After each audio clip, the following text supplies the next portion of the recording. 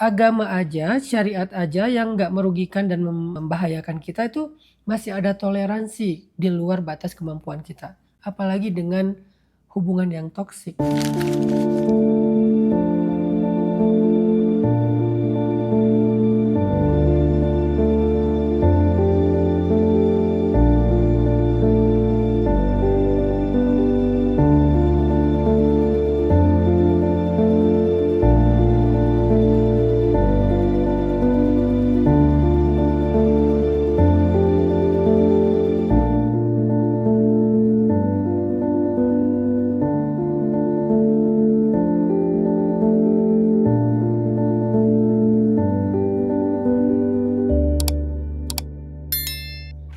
Buat teman-teman yang sedang berada di dalam sebuah hubungan yang rasanya tuh capek banget, nyakitin, tapi kalian masih tetap bertahan.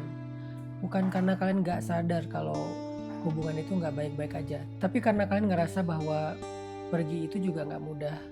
Kadang yang bikin kalian bertahan itu bukan lagi tentang rasa cinta, tapi sebuah harapan ya kayak masih berharap dia bisa berubah menjadi lebih baik.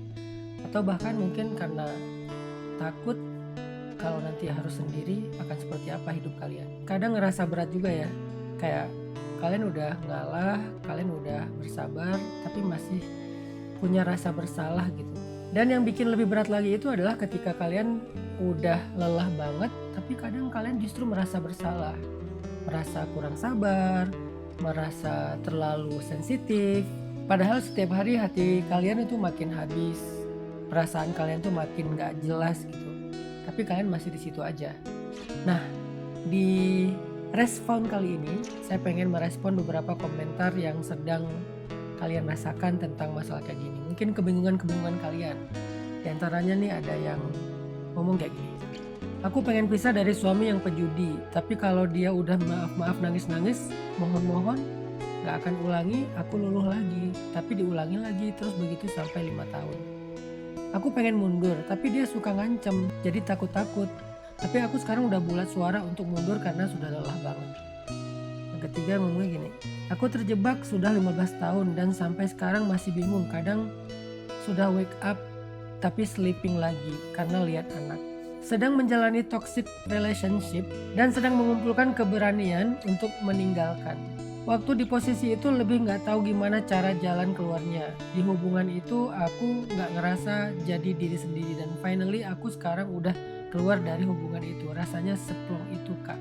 Oke teman-teman, jadi perasaan kecewa, perasaan menyesal, bahkan mungkin perasaan marah yang kalian rasakan dengan hubungan toksik seperti itu tuh wajar, sangat manusiawi. Bahkan Nabi SAW juga marah terhadap orang-orang yang menyakiti pasangannya dengan perilaku mereka, akhlak mereka, apalagi dosa-dosa mereka gitu ya. Allah juga marah ketika suami atau seorang istri menyakiti pasangannya dengan dosa-dosa. Jadi marah kalian, sedih kalian, kecewa kalian, bahkan penyesalan kalian tentang hubungan itu hal yang wajar tuh. Jadi perasaan kalian yang tadi itu adalah perasaan fitrah, semua orang punya gitu. Jadi jangan sampai kita berpikir kalau kita tuh gak boleh marah, kita gak boleh kecewa, kita gak boleh sedih, kita gak boleh nyesel gitu. Itu fitrah kok. Dan dengan alasan dan kondisi yang tadi itu wajar sekali kalau seseorang kemudian secara fitrah dia merasakan perasaan tersebut. Jadi menurut saya nih ya, tapi dengan kasus yang tadi saya bacakan ya, karena kita nggak boleh juga mengeneralisir nasihat ini untuk memvalidasi keputusan hidup kita. Tapi dengan kondisi-kondisi yang sudah darurat, yang udah arti darurat itu udah membahayakan keselamatan kita, kesehatan psikis kita, bahkan nanti ketika psikis kita jadi sakit atau mental kita jadi bermasalah, kita jadi malah menzolimi orang-orang yang dalam amanah kita, kayak anak mungkin, atau saudara, atau pekerjaan. Menurut saya gak selalu makna dari sabar itu adalah bertahan, dan gak selalu juga pergi itu artinya egois.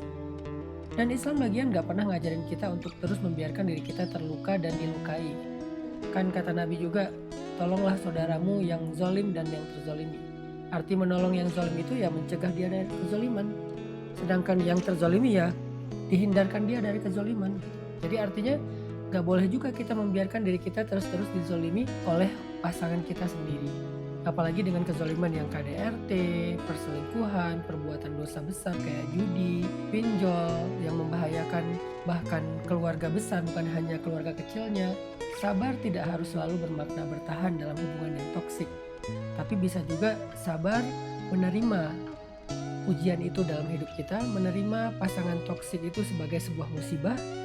Bukan berarti kita membiarkan dia, tetapi kita menerima di sini artinya ridho bahwa saya punya pasangan toksik, ya udah ini adalah ujian dari Allah untuk saya. Ya udah saya bersabar, artinya saya terima ketentuan Allah. Tapi bukan berarti kita ada di situ terus. Sama kayak orang misalnya ketika diuji dengan sebuah kerugian dalam sebuah pekerjaan lah ya, dalam sebuah bisnis kan. Bisnisnya itu udah nggak sehat, bisnisnya itu penuh dengan manipulasi dan penipuan. Maka sabar bukan berarti kamu bertahan di bisnis yang udah zalim itu. Sabar artinya ya udah ujian yang kamu terima, yang kamu dapatkan itu kamu terima, tapi kamu harus pergi dari transaksi yang zalim supaya kamu nggak terus-terusan tersakiti. Itu makna sabar. Karena banyak orang di luar sana berpikir kalau yang sabar itu harus bertahan di situ. Gimana dengan analogi kerjasama dan bisnis tadi? Kita kerjasama dengan teman, tapi dianya tuh khianat, dia nggak jujur, dia manipulasi, dia memanfaatkan modal kita untuk hal-hal yang di luar akad atau transaksi. Apakah makna sabar kita tetap bertransaksi dengan dia, tetap bekerja sama dengan dia? Enggak kan? Sabar itu artinya ya saya terima ketentuan ini sebagai sebuah ujian dari Allah, tapi saya akan cut hubungan saya dengan dia ataupun transaksi atau muamalah saya dengan dia. Bahkan Allah Subhanahu wa Ta'ala sendiri yang maha kuasa, yang maha penyayang, itu nggak mau banget ngerepotin kita teman-teman. Padahal yang dimaksud dengan ngerepotin ini adalah memberikan syariat, perintah, larangan, halal, haram. Tapi itu aja Allah masih menggunakan ayat yang santun sekali, di mana Allah Subhanahu wa Ta'ala berfirman di akhir surat Al-Baqarah, la yukallifullahu nafsan illa wus'aha. Allah tidak akan membebankan seorang hamba dengan apa yang di luar batas kemampuan dia. Artinya syariat saja yang insya Allah nggak mungkin menyakiti kita, nggak mungkin mengganggu kita, nggak mungkin merugikan kita, itu aja Allah masih ada tolerirnya. Kalau kita nggak mampu jangan dipaksain, nggak mampu puasa ya udah diqadha atau bayar fidyah, nggak mampu sholat tepat waktu ya udah nanti di jamak qasar karena safar, nggak mampu zakat ya udah sedekah, nggak mampu haji ya udah umroh, nggak mampu umroh ya udah sholat syuruk yang pahalanya sama dengan umroh atau nggak sama sekali. Agama aja, syariat aja yang nggak merugikan dan membahayakan kita itu masih ada toleransi di luar batas kemampuan kita.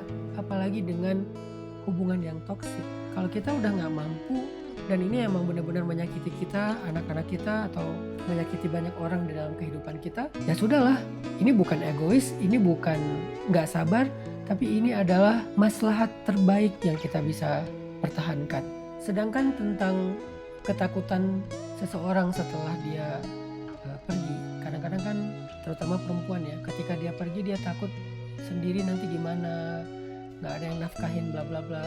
Allah merespon ya, Allah merespon kegalauan dan ketakutan mereka di surat At-Talaq. وَمَنْ يَتَّقِ اللَّهَ يَجْعَلْ لَهُ مَخْرَجًا وَيَرْزُقْهُ مِنْ حَيْثُ لَا يَحْتَسِبُ. Siapa yang bertakwa kepada Allah, Allah berikan jalan keluar dan diberikan rezeki yang tidak terduga-duga. Teman-teman tahu nggak konteks ayat ini apa? Ini konteksnya perceraian. Jadi Allah seolah-olah mengencourage atau mungkin meneguhkan hati perempuan yang dizolimi oleh suaminya atau suami yang dizolimi oleh istrinya. Setelah mereka berpisah, Allah yang akan menanggung kebutuhan dia selama syaratnya dia bertakwa. Artinya dia bertakwa itu tetap menjalankan syariat, taat kepada Allah, gak menimbulkan fitnah sebagai seorang duda atau sebagai seorang janda. Maka Allah pasti akan menafkahi dia, memberikan dia jalan keluar. Bahkan di ayat-ayat berikutnya nanti banyak banget Allah memudahkan urusannya, Allah melipat gandakan pahalanya. Kenapa Allah bicara kayak gitu di surat At-Talaq, surat cerai? Karena Allah tahu ada kalanya kondisinya itu emang gak ideal, gak normal. Kondisinya itu benar-benar zalim. Maka mungkin pergi atau udahan adalah cara terbaik untuk mereka masing-masing. Tapi ini bukan sebuah nasihat untuk perceraian ya, tapi lebih ke kondisi darurat yang kadang terjadi di tengah-tengah masyarakat. Jadi penutupnya teman-teman, kalau kalian sedang merasakan sebuah hubungan yang membuat kalian kehilangan diri kalian sendiri, yang membuat kalian terus-menerus tersakiti, terzalimi, maka kadang yang perlu diselamatkan itu bukan hubungannya, tapi diri kalian sendiri. Dan menyelamatkan diri ini, kalau diniatkannya adalah untuk kemaslahatan, insya Allah jadi kebaikan di sisi Allah. Apa kemaslahatannya? Ya kalau saya sehat, kalau saya selamat dari kezaliman, saya bisa menafkahi ataupun membesarkan anak-anak secara lebih baik. Saya bisa bekerja, bisa berdakwah, bisa melakukan banyak hal yang baik-baik daripada ketika saya bertahan dalam sebuah kondisi yang menyakiti saya, merusak saya, sehingga akhirnya saya justru mengabaikan amanah-amanah yang ada di dalam kehidupan saya. Dan Allah Maha tahu batas kemampuan kalian. Semoga Allah memberikan taufik untuk semua kita yang sedang diuji oleh Allah mendapatkan jalan keluar dan diberikan taufik pertolongan dari jalan-jalan yang tidak terduga-duga. Allahu a'lam.